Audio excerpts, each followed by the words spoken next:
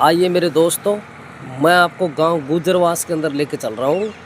जो गुजरवास गांव के अंदर है, तो गुजरवास गांव के अंदर बहुत पुरानी पुरानी हवेलियाँ हैं। जो मतलब जिनको बोलते हैं बनिया, जो बानिया होते हैं बनिया, वो बेचारे यहाँ से अपने बिजनेस के लिए बाहर चले गए। और बाहर जाने के बाद में ये हवेलियाँ आज के दिन देखो, ये इतनी तगड़ी हवेली है। ये हवेली सबसे ज़बरदस्त हवेली है, जो यहाँ पे दूर दूर से लोग आते हैं और इसका वीडियो भी बना के ले जाते हैं। और ये जो हवेली है, इसका मतलब कि इसमें इतने ज़्यादा कमरे हैं, कम से कम इस हवेली के अंदर 200 कमरे हैं। और ये देखो बहुत पुरानी, और मतलब आज से कम 150 साल पुरानी हवेली है। और देखो इस हवेली के समझ लो कि आज के दिन में मतलब कि ये इतनी खंडर भी नहीं हुई है, लेकिन यहाँ पे लोग देखने के लिए आते हैं।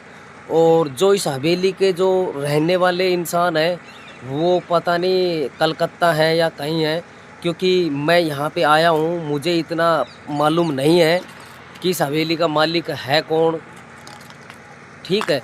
लेकिन मैं आपको इस हवेली के बारे में दिखा रहा हूँ। लेकिन ये गांव एक ऐसा गांव है, इस गांव के अंदर सबसे ज़्यादा पुरानी हवेली है।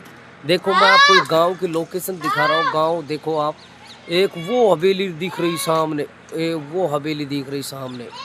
उस हवेली में भी मतलब वो वाली हवेली है, उसमें भी लगभग कम से कम ना भी नू समझ लो कि कम से कम 200 आदमी रहते थे। और वहाँ उस हवेली के अंदर भी कम से कम ना भी समझ लो वहाँ पे 70-80 कमरे हैं। जब परिवार का समूह होता है एक जगह, तो जब परिवार एकत्रित होता है, एकजुट में होता है, तो उसमें मतलब कि बहुत ही अच्छा परिवर्तन होता है।